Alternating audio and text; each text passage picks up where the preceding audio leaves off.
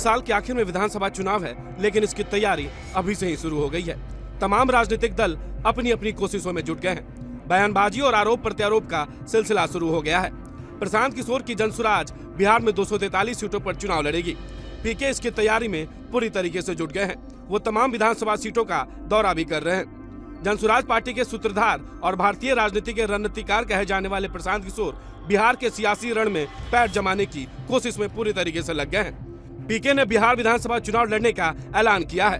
प्रशांत किशोर ने तेजस्वी यादव के चुनाव क्षेत्र राघोपुर से चुनाव लड़ने का फैसला किया है।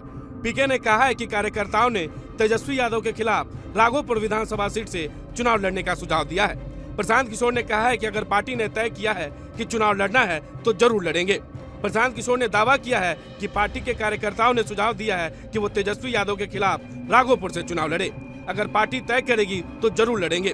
बता दें कि तेजस्वी यादव राघोपुर से वर्तमान में विधायक हैं और राघोपुर लालू परिवार का गढ़ माना जाता है। दरअसल अपनी पार्टी के लॉन्चिंग के बाद प्रशांत किशोर ने पहली बार विधानसभा उपचुनाव में किस्मत आजमाया था, लेकिन उन्हें सफलता हाथ नहीं लगी। चारों विधानसभा सीटों पर उनके उम्मीदवार चारों खानाचीत हो गए थे। इसके बाद उन्होंने तिरहुत स्नातक स्तरीय विधान परिषद चुनाव में भी भाग्य आजमाया, लेकिन यहाँ भी उन्हें निराशा हाथ लगी। वहीं अब पीके विधायकी का चुनाव लड़ने चले हैं। हालांकि पीके ने कई बार कहा है कि नीतीश कुमार बीजेपी के साथ ही चुनाव लड़ेंगे, लेकिन चुनाव के बाद वो फिर से पाला बदल सकते हैं, लेकिन इस बार उनका सीएम बनना काफी मुश्किल है।